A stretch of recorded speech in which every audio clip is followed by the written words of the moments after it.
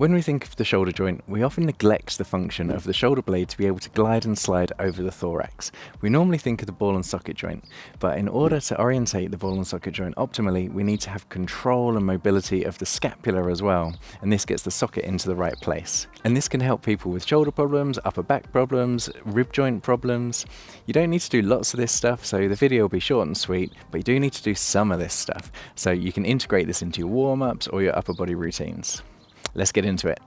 We're going to start in this quadruped position, shoulders over hands, and I want you to try and feel your shoulder blades moving over your thorax. So another thing I focus on is the fact that my elbows aren't bending. If I bend my elbows, that's creating a buffer and nothing's going to happen in the shoulder. So here I'm just moving the shoulder with straight arms, feeling a few clicks and clunks as I move. And I want you to try and find as big a circle as you can. Find the edges of your movement. Now, I'm naturally, without even thinking about it, having to wave through my spine. So I'm using a little bit of a cat-cow just to help the slide and glide.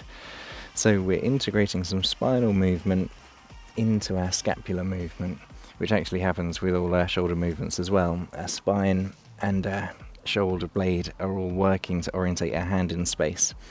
So we're already building this communication between spinal movement and scapular movement. When I'm doing this myself at home or in the gym, I don't really have a set time that I want to do this for. I just always tell my patients to listen to your body. Your body will tell you when you're done. And when things feel easier, you can move on. Now we're going to push back into the child pose, but do pretty much the same thing. So we're pushing back, hips towards heels. If you have a shoulder problem, you mustn't push through pain. So as we go into this movement here, as our arm comes up relative to our torso, that's shoulder flexion. As we go into shoulder flexion, if you feel a catch coming on, you're just going to stop there or actually move off the catch, so you're not in pain. But if you can, we're going to push all the way back down so our biceps are by our ears. And do the same again. Find the edges of a big circle that your shoulder blades can make. If you're anything like me, this brings even more clicks and clunks. And that clicking and clunking is just the sliding interfaces of the different layers of connective tissue and muscle between the shoulder blade and the thorax. You have lots of different layers of tissue that need to be able to slide and glide, and that's what we're encouraging here. I'm now going to do this one arm at a time, just so I can bring a little bit more thoracic motion and rotation into the movement pattern. And then other hand.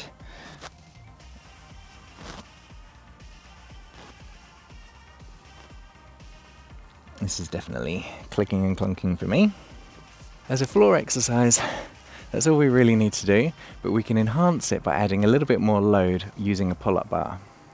With my pull-up bar, I can actually touch the ground while I'm hanging from it, and that's actually quite helpful to begin with. If you can't touch the ground, grab a stool so you can use your feet to help take some of the weight off your hands.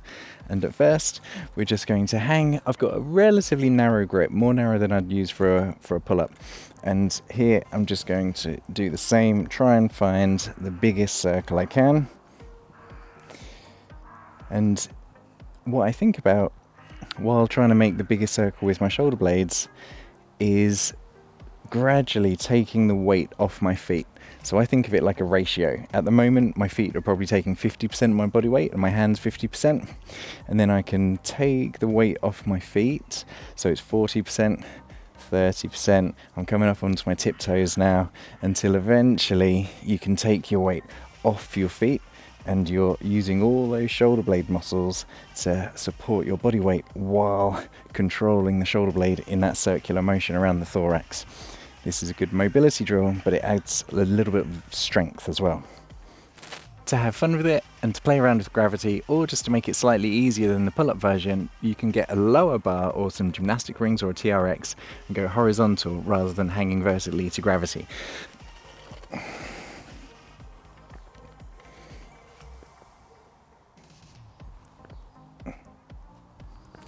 Okay guys, I really hope that helps you feel nice and mobile in your upper body. I'll leave you up here with another mobility drill to keep you going in your journey, and until next time, have a healthy and happy week.